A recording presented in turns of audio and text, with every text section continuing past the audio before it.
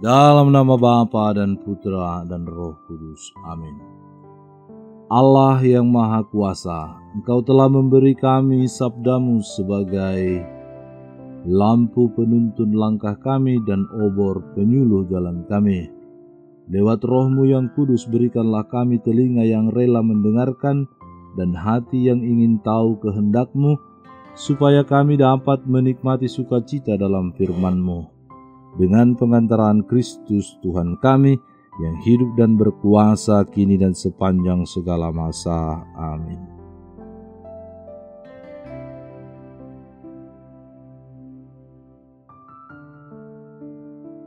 Tuhan bersamamu dan bersama rohmu. Inilah Injil suci menurut Yohanes.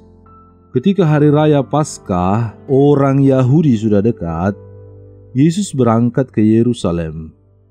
Dalam bait suci didapatinya pedagang-pedagang lembu, kambing domba, dan merpati, dan penukar-penukar uang duduk di situ.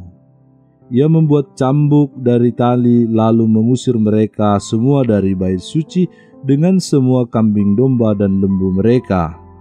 Uang penukar-penukar dihamburkannya ke tanah dan meja-meja mereka dibalikkannya. Kepada pedagang-pedagang merpati ia berkata, "Ambil semuanya ini dari sini, jangan kamu membuat rumah Bapakku menjadi tempat berjualan." Maka teringatlah murid-muridnya bahwa ada tertulis, "Cinta untuk rumahmu menghanguskan aku."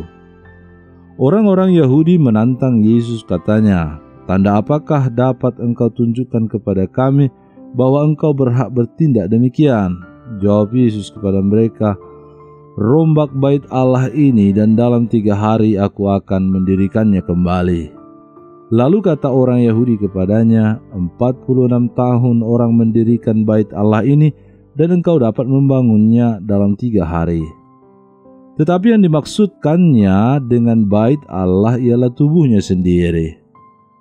Kemudian sesudah ia bangkit dari antara orang mati, barulah teringat oleh murid-muridnya bahwa hal itu telah dikatakannya, dan mereka pun percaya akan kitab suci dan akan perkataan yang telah diucapkan Yesus. Demikianlah sabda Tuhan, terpujilah Kristus. Saudara-saudari terkasih, hari ini kita memestakan pemberkatan Gereja Basilika Lateran.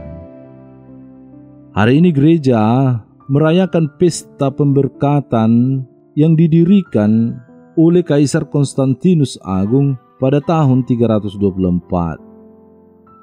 Gereja ini sebagai Basilika Agung yang didirikan pertama sebagai lambang kemerdekaan dan perdamaian setelah 3 abad lebih gereja dianiaya oleh kaisar-kaisar kafir atau kaisar-kaisar yang belum mengenal Yesus.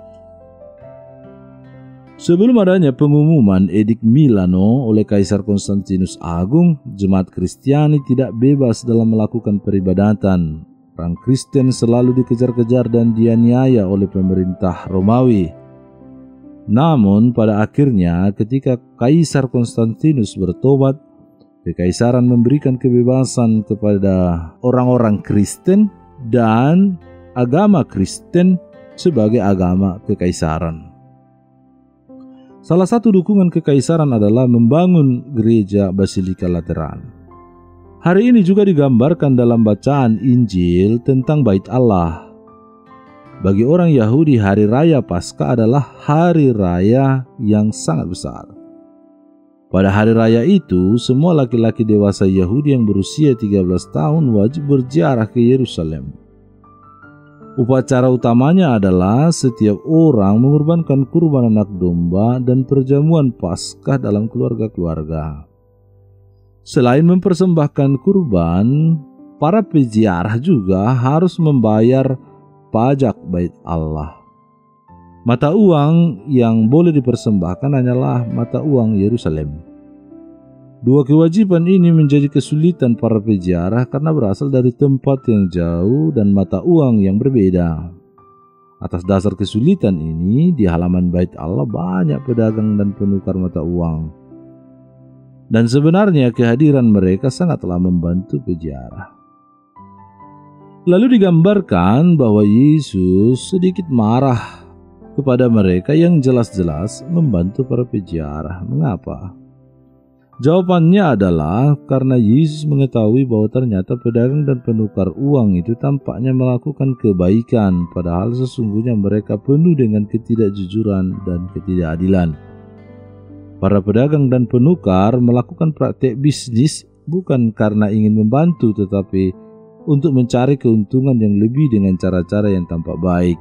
Inilah yang membuat Yesus marah. Saudara-saudari terkasih, kita adalah bait Allah. Kita adalah gereja yang hidup. Bait Allah bukan hanya sebatas bangunan fisik, tetapi diri kita sendirilah sebagai bait Allah yang hidup. Dengan begitu, jika kita merusak diri kita, maka kita merusak bait Allah. Kita semua pasti punya kesalahan, kekurangan, kelekatan, tindakan-tindakan yang tidak pas dengan aturan. Tetapi lewat bacaan hari ini kita diajak untuk belajar memperbaikinya kembali, baik dalam diri kita sendiri maupun untuk komunitas kita serta masyarakat dan bangsa kita.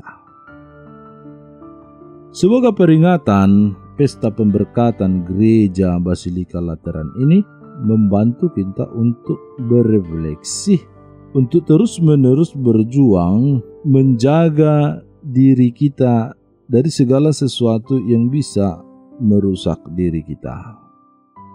Karena gereja itu hadir lewat diri pribadi kita. Dan semoga lewat diri pribadi kita menjadi tanda atau simbol kemuliaan Tuhan dan belas kasih Allah kepada sesama. Tuhan memberkati. Ya Bapa, Basilika Lateran menjadi tempat di mana gerejamu berdiri. Semoga ribuan tahun sejarah gereja ini memberi kami manusia pelajaran untuk selalu memelihara iman kami kepadamu.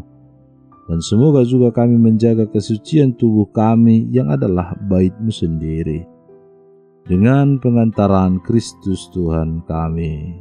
Amin. Tuhan bersamamu dan bersama rohmu. Semoga saudara sekalian dilindungi, dibimbing, dan diberkati oleh Allah yang Maha Kuasa, Bapa dan Putra dan Roh Kudus. Amin. Allah Bapa kami, penuntun kehidupan, Engkau telah menuntun Abraham menuju tanah terjanji. Engkau juga menuntun bangsa Israel menuju tanah Yerusalem melalui tangan Musa. Kini kami umat-Mu keuskupan Padang sedang berjalan bersama dalam sinode kefikepan menuju keselamatan yang Engkau janjikan dalam diri Putramu Yesus Kristus. Tuntunlah peziarahan hidup kami dengan kuasa Roh Kudus-Mu, agar kami tetap tabah, sabar dan setia menghadapi kesulitan dan tantangan hidup. Bimbinglah kami supaya mampu berjalan bersama, saling meneguhkan dalam iman, harapan, dan kasih. Bunda Maria, doakanlah kami putra-putrimu sepanjang sinode kefikepan ini berlangsung. Ya Bapa, Engkau kami sembah dan muliakan, kini dan sepanjang masa. Amin.